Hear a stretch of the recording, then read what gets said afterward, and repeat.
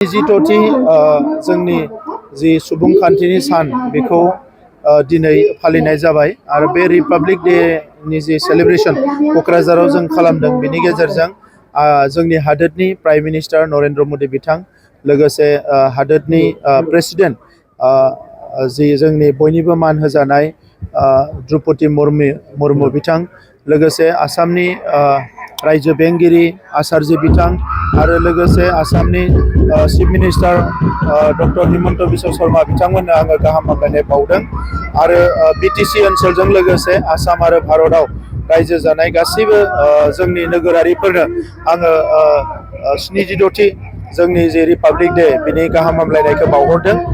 बे फालिनायनि गेजेरजों भारतनि माहारिनि बिफा महात्मा गान्धी बिथांनिसिमबो आंनि सिबिनायखौ आं बावहरदों। लोगोसे संबिजितखौ गिबिसिन रनसायनानै भारत हादोराव बाहायनाय जोंनि दैदेनगिरि बै समनि डक्टर भीमराव आम्बेडकार आरो बिथांनि टीमनिसिम आं साबायखर बावदों। बे समाव आं बड'फा उपेन्द्रनाथ ब्रह्मनिसिमबो साबायखर बावदों जे बिथाङा जोंनि ओनसोलाव जि सोबख'जानाय थगायजानायनिफ्राय उदां खालामनानै संबिजितनि मोन्थायखौ साफ्रोमबो मोननो हानायनि जे बेबस्था एबा बर' माहारिया मोननो हानायनि जे बेबस्था बेखौ खालामनानै दोनलांदों। बेनि थाखाय बिथांनिसिमबो आङो साबायखर बावदों।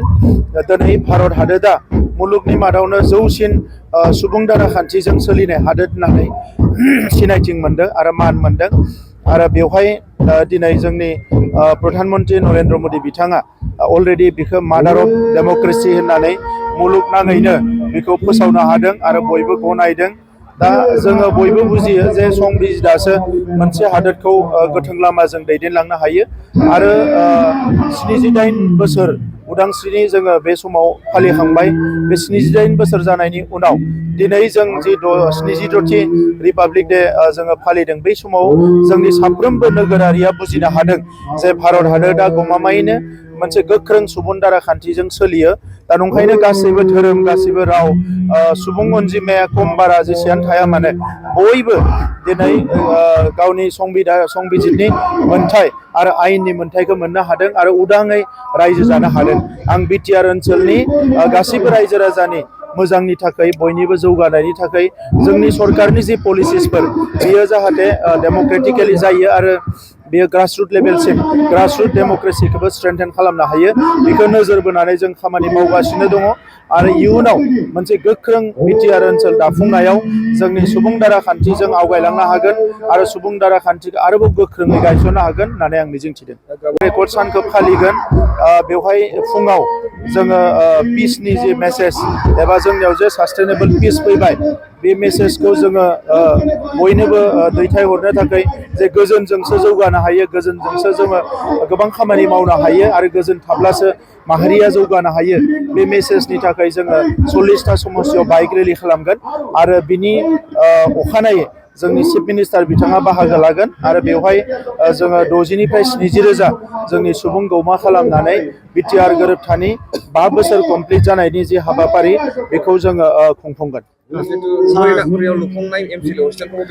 गाबोनो समफोरो हरिनागुरियाव लुफुंनाय EMMCLA जि क्वार्टार बेखौबो बिथाङा बेखेवगोन आरो बेजों लोगोसे जों बिथांखौ खावलायदों जे क'क्राझार गभर्नमेन्ट कलेजखौ जिहेतु इउनिभार्सिटि फोसावनाय जाबाय बिनिबो अन्थाइ खाम्फा गायसननो थाखाय जों बिथांखौ खावलायदों आरो निस्सय बिथाङा बे हाबाफारिफोरखौ मावफुंगोन। दासिम जोंहा गासै 7 पद्मश्री बान्था मोननो हाबाय आरो मैया जोंहा बयनिबो अनजायनाय बयजोंबो मान होजानाय गुवाहाटी इउनिभार्सिटि फकलर बिफाननि गाहाय आगोलाव गाहाय महरै बाहागो लाबोनाय डक्टर अनिल बर' प्रफेसर अनिल बर' बिथाङा पद्मश्री बान्था मोननो हादों। आं बिथांखौ गोसो गोरबोनिफ्राय गाहाम हामलायनाय बावदों आरो लोगोसे बरायदों। बिथांनि जे गोलाव समनि सोरजिनाय थुनलाइनि बिथिङाव गुबुन गुबुन बिथिङाव बिनि थाखायनो दिनै भारतबर्षनि मोनसे जौसिन बान्थाखौ मोननो हादों। बिथांनि गाहाम देहा आरो गाहाम इयुन जिउनि थाखाय आङो गसाइनियाव आर'ज गाबदों आरो बिटिआर सरकारनि फारसेनिफ्राय बिथांनो जोङो रोजा रोजा गाहाम हामलायनाय बावहरदों।